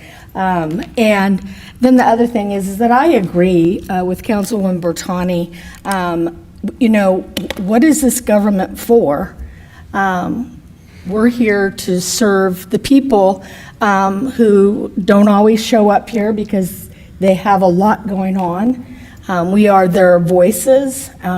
We are thinking for them. We take their suggestions. Tonight we heard from some of them. I wouldn't like to see us just say, no, you can only do one and that's it. For instance, if I wanted to not have any staff here, but I think you'd have to turn the lights on, and I wanted a town hall meeting, would that count as my one, even though I didn't ask any staff besides the lights? Because that doesn't make sense to me. So a part of the reason that we brought this, I'll step in here and just. Yes, thank you. I want to be clear. We have some conflicts, and one of the things that we spoke about that we didn't get to at the council retreat was also some conversation around the council member handbook and protocols. And I know you're all aware that there are some restrictions in terms of the way that staff is to respond to council members, and some limitations on the timeframes in which. And I think the standard rule of thumb is 2 hours. And so as some requests had come in for doing these town halls, they certainly start to consume more than those 2 hours, particularly if it's multiple town halls. Councilwoman Bertani gives a good example of 3 distinct neighborhoods where 3 different conversations are happening. And so ultimately, what we're looking for, this action before you, you don't have to take it. We're looking for just some structure around it so that we know as a staff exactly what it is that those expectations are. You as the city council set that policy, and whatever that policy is, certainly then that's what we follow. And Councilwoman Bertani, you're absolutely correct. There hadn't been rules around this in the past. Me coming in new, I'm trying to figure this stuff out and trying to figure out exactly what those expectations are. And so it felt appropriate to bring an item to find out what is the interest of the city council as a policy body. Again, as Anna stated, so that we can make sure that we're treating all of you equitably and fairly in terms of what those resources are that you desire and how you want to operate this. And so to your question, Councilwoman Moy, if there's further direction on this that you want, or bring it back, or we have a ad hoc subcommittee that was going to be starting. Part of the reason that we brought this ahead of that ad hoc subcommittee to look at the council handbook, which Councilwoman Panduro and Councilman Tim have stepped up to be on that ad hoc committee, was simply because of a timing, in terms of the election period and the request for town halls ahead of that. So that's where the timing came from. But certainly we want your feedback and direction on this, and we're happy to go in any direction that council pleases. Vice Mayor, please. Yeah, and I understand what everybody's saying here. I mean, we haven't had it before. I think, our council has been very conscientious about the use of a town hall meeting and using staff time. I understand the concerns of the city, though. I understand there is, staff time and its uses, its money, and we all do care about the budget. But I think that maybe when the ad hoc committee meets or we discuss this further, just throwing this out there, and maybe it's a very loose structure, or, just my idea, is that if someone wants to have more than one or two, you have that discussion with that council member, talk to them on a regular basis. If it gets to be that much, then you talk to that person. But I don't see limiting to one a year seems a little bit too much. I don't know if we really need that resolution at all. I think if there is an issue, I remember a few years ago, there was an issue, I can't remember, I had with I won't mention who the city manager was, about something, and it wasn't a bad conversation, but we did work it out between the two of us. So I don't know, I think this is the kind of thing where if it gets too much at some point, yeah, then you have that discussion. But I think right now, I would not adopt this resolution. That's just my feeling. And maybe it just needs more discussion. Councilman Tim, please. I agree with what everybody's saying, but why don't we just go back to what our rules have been and what our rules are, is if it's over 2 hours worth of staff time, the council has to agree. And I think as a council that we can all agree, if Scott Tonneson comes to me and says, hey, I want to do a town hall meeting and it could be a couple hours, okay. So he comes back to me the next week, says I want to do another town hall meeting. It's like, oh, okay. But this would be done in public, in a public setting, where, and I'm not picking on Scott, he just happens to be sitting next to me, but I think that if you have eyes on from the public, they can see why we're calling for a town hall meeting or exchange of information. But when it comes to staff time, and we understand these are at night, and we have protocols in place, if it's more than 2 hours, it's going to tie up staff, then the council has to agree. And I think between the seven of us, I think we've always discussed it, and we've always discussed it in an open, and I don't think then we have to have this resolution, because as soon as we make a rule, I can guarantee somebody's going to want to break the rule. And it won't be on purpose, and they'll hold up the paper and say you broke the rule. But our 2 hours have always been, this is what we've had, whether we want information from the city manager's office or we want back info from the police department. If it goes over 2 hours and there's considerable amount of staff time, that's when we as a council actually get to weigh in on that. So what I would say is keep it 2 hours. We all know what it is, and we just go from there. Then the problem, I think, would be solved. Councilwoman Panduro, please. Thank you, Mayor. So I'm going to rebut a little bit, because as a new council member, when I came to David to ask him about a town hall, it would have been nice to have parameters to understand what that meant for me as a council member. And we might have a couple of new faces in November. And so it would be nice to have parameters, policy around what a town hall looks like for new members, because I didn't know, I knew that my idea came actually from Vacaville, because Vacaville Council had one in each district. And I was like, oh, that'd be great to have. And I also pointed out that it was really interesting because even though it was city hosted, every one of their flyers looked different. And so I think it's important to have, and I don't know what the reasoning was behind that, and that's fine, but that's something a detailed thing that I remembered. But I think that the limit to one a year it's maybe a little extreme, maybe we can add more, like 2 or 4, or not have a number, but more guidelines around what a round table looks like, or it is, and like some of the regulations around here, around the moratorium, obviously. But I think that we do need to have some sort of parameter written so that in the handbook, we do have something we can point to when we have new council members coming in, because we haven't had new council members for 14 years. And now, we have 2, and we're going to get more. And so I think it's important that we do have policy and parameters around stuff like town halls, because I know they haven't really, there's a few of us that haven't done them. I want to do one. I've been wanting to do one, and it'd be great to have something that I can look to and point to understand, again, like what my expectation is, what the city's expectation is in hosting these town halls, and/or doing stuff on Channel 26. I think it's important to have something, and maybe it doesn't include the amount. Maybe it just includes, how you ask for them, or just, I don't know. Thank you. Very, very good suggestions. Councilman Tonneson, please. So, who agendized this? And why? I did, because we were having a number of requests, and I was hoping that there could be some discussion so that we could get parameters around what those rules of the game are. Because again, I myself also am new and don't know what that history is and what some of those conversations were in the past. How many requests did you get? I've had 5 thus far. How many meetings did we have? How many town halls did we have? Did you do any research? How many town halls we've had from, say, 2015 to 2018? That we did not do. In 2020, I know when I was here, there was a handful, 4 or 5, I think.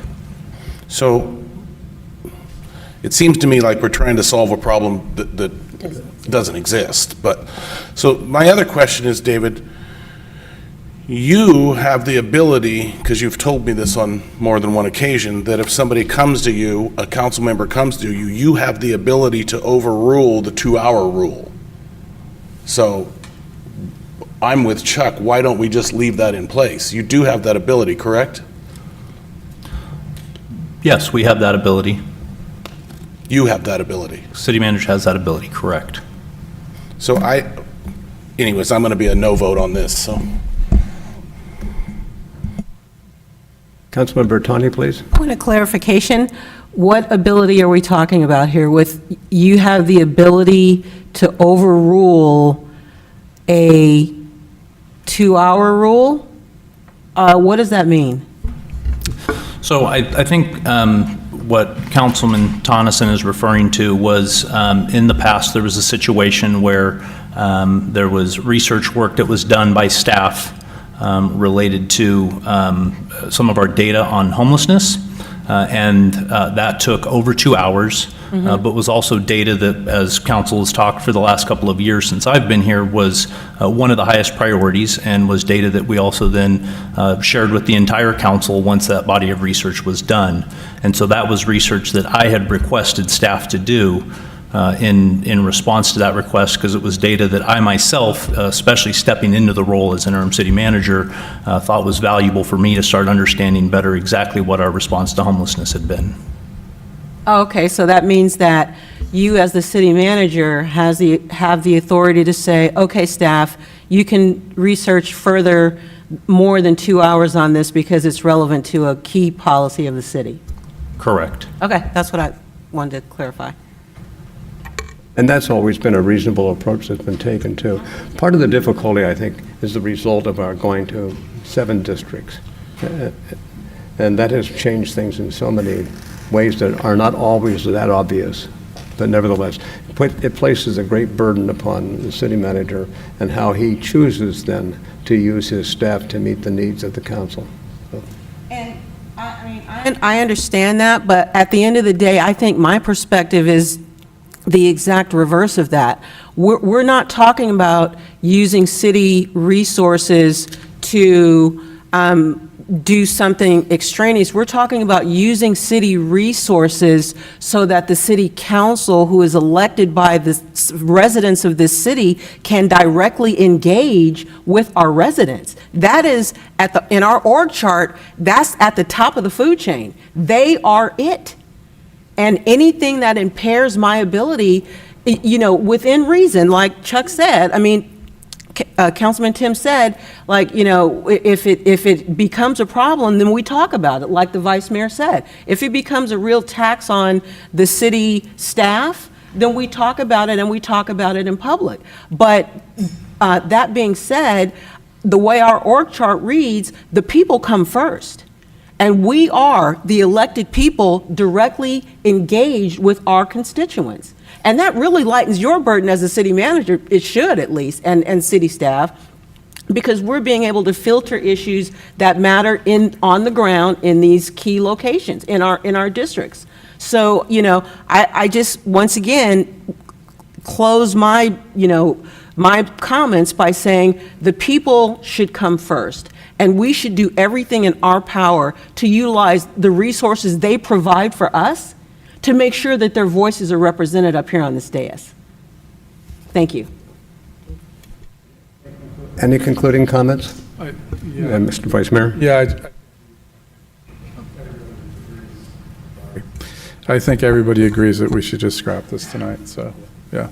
Everybody agree? Yes. All right. Yes. So we're going to take this off for tonight. Yeah. We'll take a vote. Okay. I'm sorry, Councilman Tonneson. Yeah, I would propose, based on the conversation that I heard from all of the council members, that some of the parameters, specifically some of the moratorium, like once the filing period's open, that if council's okay with it, we could handle that through the subcommittee that's updating the handbook, the council handbook and protocols. Yeah. Okay. Right, so, that's, I always want to make sure that this is not completely getting scrapped, that we're going to talk about it. I didn't say to completely scrap it. Okay. Okay. I just didn't hear you. Mr. Mayor, can we go ahead and call for a vote, and we can go ahead and just vote on this, right? Yeah? It's an action item, so we might as well do it. I just think that it's a lot more clear that way. Is this for both resolutions at the same time? Okay. Councilman, comment? Yeah, I share Councilwoman Pandero's concern. She says she wants parameters. Right now, we don't like some of the parameters in here. So if we vote on it, Mr. Lim is outside. So if you vote on it, does it dump the whole thing because we're part of that committee? Yeah. Or can we pull it and let it come to the committee? Because I'm not sure what I'm voting on. Yeah, if you're voting on the resolutions that are before you, you could take that vote and vote yes or no. Listening to the conversation, I suspect both of those resolutions would fail. If you wanted to make a motion instead to table these items and provide direction to staff to work with the subcommittee that's updating the handbook, then that would be sufficient for us. These items then would essentially be tabled in perpetuity. We'll work with the subcommittee to put those parameters in, and that then, those parameters, whatever those are in conversations with the subcommittee, would come back with the whole handbook when we come back to update that and have that adopted by City Council. Okay. All right. Show of hands on that one. I'll just go ahead and make a motion that we move to table this for now and allow the subcommittees to meet to work through these things, and we can talk about them all at once. So that's my motion. And that's how we've always done things. Yes. In the And I'll past. second the motion. Okay. Vote, please. Aye. Aye. Aye. Any abstentions? Oh, it passes unanimously. Thank you. Okay. We turn now to item number 23, Madam Clerk. 23, first reading and introduction of ordinance 2022-06 of the City Council of the City of Fairfield, adding Chapter 31 to the Fairfield Municipal Code to establish a military equipment use policy for the Fairfield Police Department. And our presenter is Lieutenant Sam Rowland.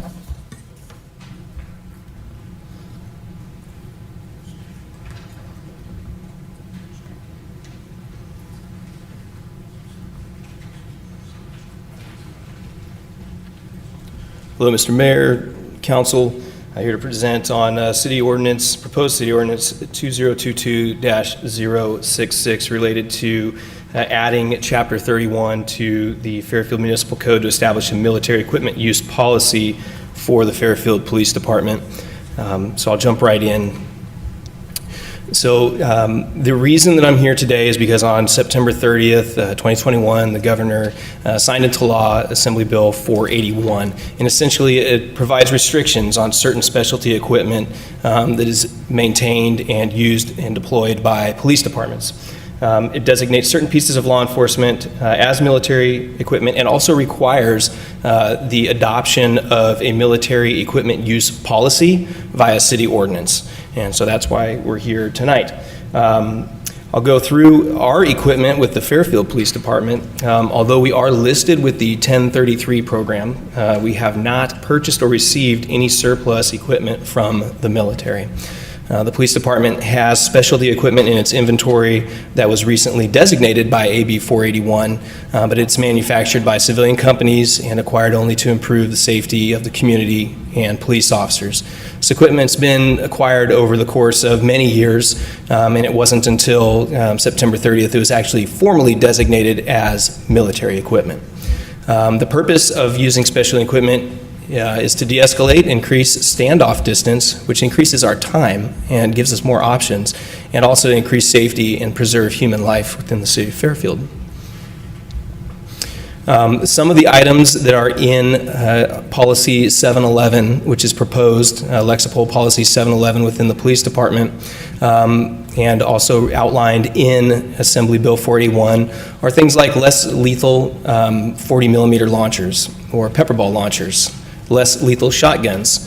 All of those are tools that we, as police officers, have to step away from our pistols, our rifles, shotguns, and it gives us more options as we deal with situations.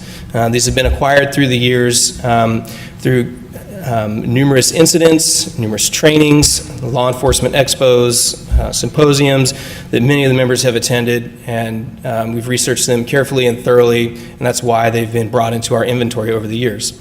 Other things that are listed in AB 481 are armored vehicles, which allow for citizen rescues. They give cover to officers where there's threats of firearms.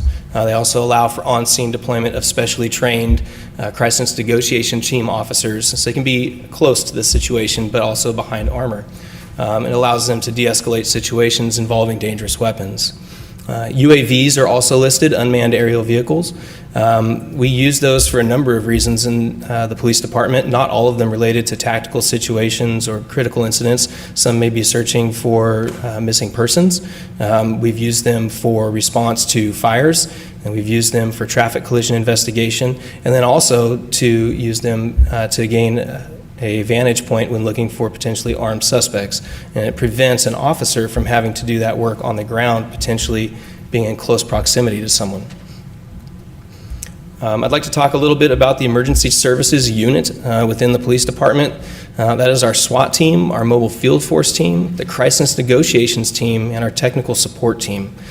So those units are all made up of officers that receive additional training in the use of specialty equipment, which has now been designated as military equipment.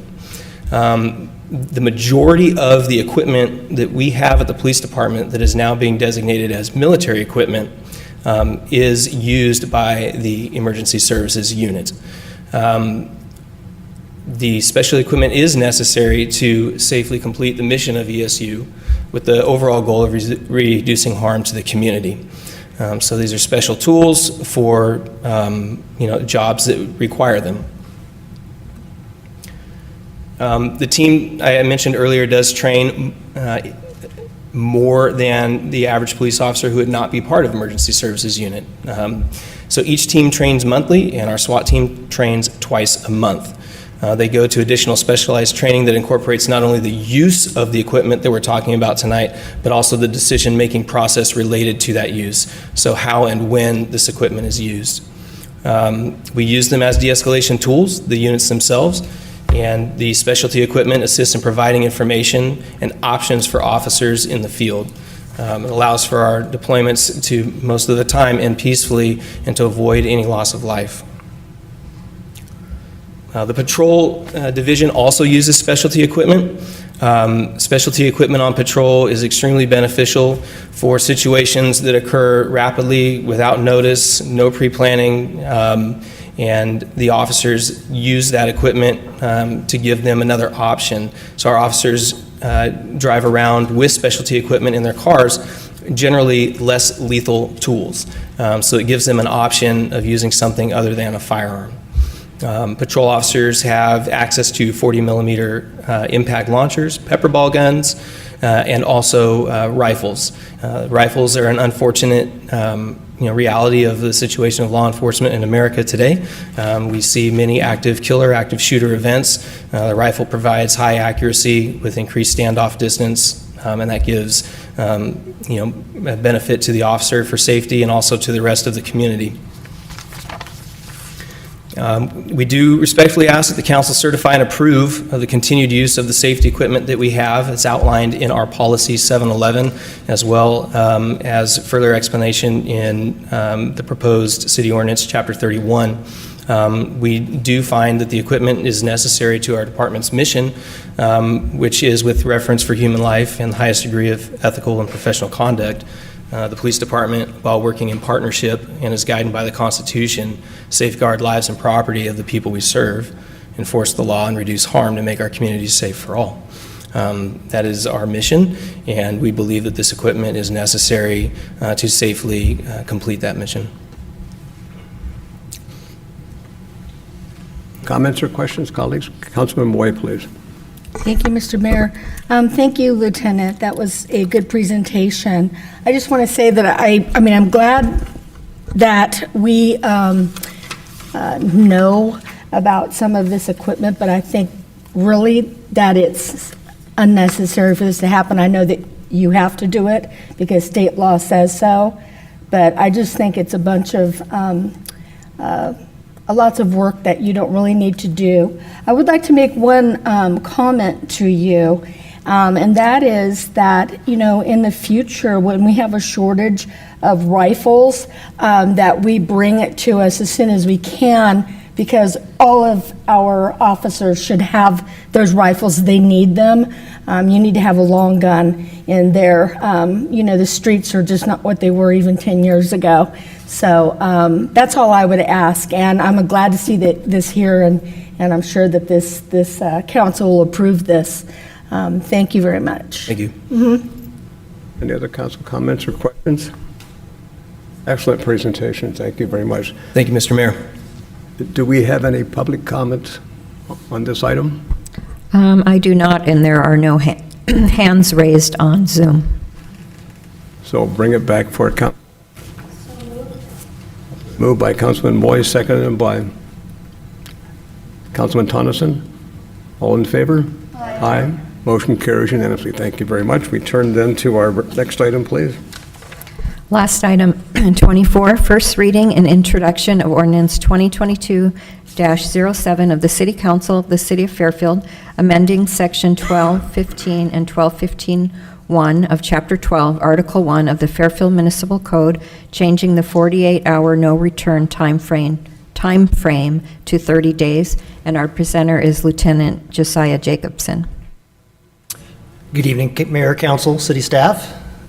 So like Karen said, we're going to talk about the city ordinances regarding business trespassing the rules. I'm not going to read everything verbatim, but both of those sections, 1215 and 1215-1, basically have a stay-away clause of 48 hours. If an individual is asked to leave the property by several entities that have the authority to do so, or they commit one of the rule violations, they can't return within 40 hours. It is problematic because after those 48 hours, they can return back to the things they've been doing, which unfortunately is unsightly and causes our businesses many problems. What we would like to propose is a 30-day range for that no stay away. And it's extremely flexible. It provides enforcement abilities to range over 30 days. And the biggest thing there is we think it does provide some great assistance to the businesses. Hopefully it will deter repeat offending. Obviously, only time will tell on that one. Why the 30 days? It's codified in some of the language under the penal code. Up there is an excerpt of 602O of the penal code. And basically, it's one of the sections that does use 30 days already.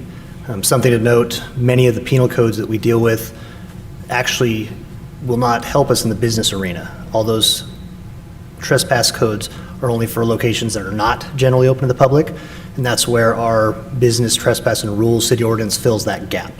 So by mirroring that with the 30 days, that gives us the ability to at least try to do what we can for the business owners. And just a reminder, with both of these, 1215 and 1215-1, you do have to have the code of conduct or the rules that those businesses establish posted. This is an example of what the mall has, or the Solano Town Center. They've had it for many years. It's actually been very good. It's stood up the test of time for those years, so it's an actual good example. This one does have it in English and Spanish, which is probably a very good idea. And unfortunately, at times, some of this does involve homeless, but the big thing that we have is we have our homeless intervention team. They're regularly out at the businesses, and as an alternative, they are offering services so that we can not always have to do enforcement, but unfortunately, we do have to have that ability. With that, I'll take any comments or questions. Comments or questions? Councilman Tonneson, please. I love this idea. So if the 48 hours has passed and you're on day 4 and you see this person there again, you run them off or you cite them? So as it stands now, with the 48-hour window, if they come out past that 48 hours, we have to warn and admonish them again. The authority to enforce this is null at that point. And then what would happen if we have a 30 days and you see them on the 4th day? Is that? 4th day would be enforceable. I'm good with this, Mayor. Okay. Any other comments? Where is this in effect? Well, this would go into effect all citywide. It's incumbent upon the businesses to post the sign that we showed, and they can make their own version. There's no masks that they have to follow other than they have to make sure that they cite the ordinances at the bottom. They can choose the rules that they want to go by. If you use the malls, for example, if you guys can read that on your screen, I don't know if you can or not, but it's pretty lengthy and it's robust. But it's all stuff that's stood up. Basically, we don't want horseplay. We don't want people that don't have clothes on. We don't want people doing things that could damage or deface or offend. And it certainly says you don't have a second chance, 0 tolerance. Do we have any public speakers on this item? If there are no other comments from We do not. Okay. Entertain a motion then to approve. I'll make that motion. Okay. It's been moved and seconded. All in favor? Aye. Motion carries unanimously. Thank you If very I could much. thank David, he What an helped out on this. Engaging council meeting. Holy mackerel. We are adjourned. Thank you very much until April 19th. Thank you.